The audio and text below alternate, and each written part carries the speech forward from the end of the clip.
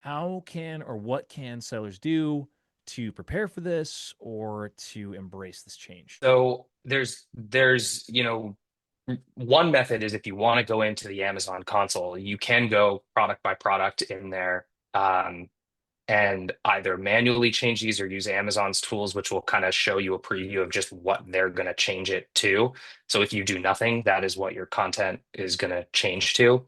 I've seen I've actually gone into some of my own accounts. You can go in and preview this right now, even though the change doesn't take effect until July 27th.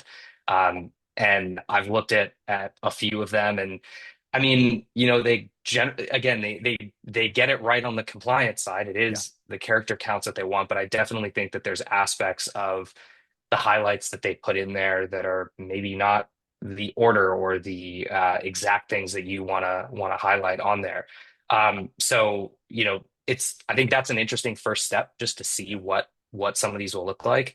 And I think this is a big reason, in general, why here at Tegometrics, we've built products like RE Catalog to be able to do this at scale Yeah. and not just make those changes that take into account not just structure, but also customer search intent and all of that into the generation, Mm. but also importantly gives you a framework to be able to test and see what those changes look like. I think Right. the framework that we have for this pre and post view of what your conversion rate, your sales look like after you've made these changes is actually going to be really interesting to start to see.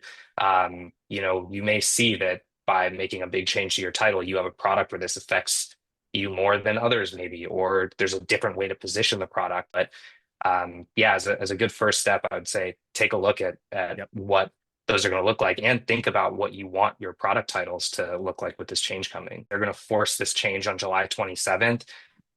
Do you want to go and change all your titles heading into one of the biggest e-commerce events of the Probably year? not. Probably not. Probably not. No.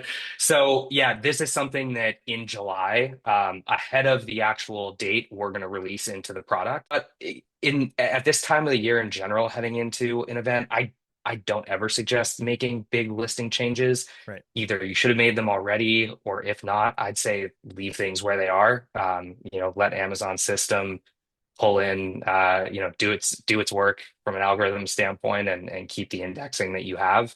And so July is really going to be the time frame to go through and start making these changes.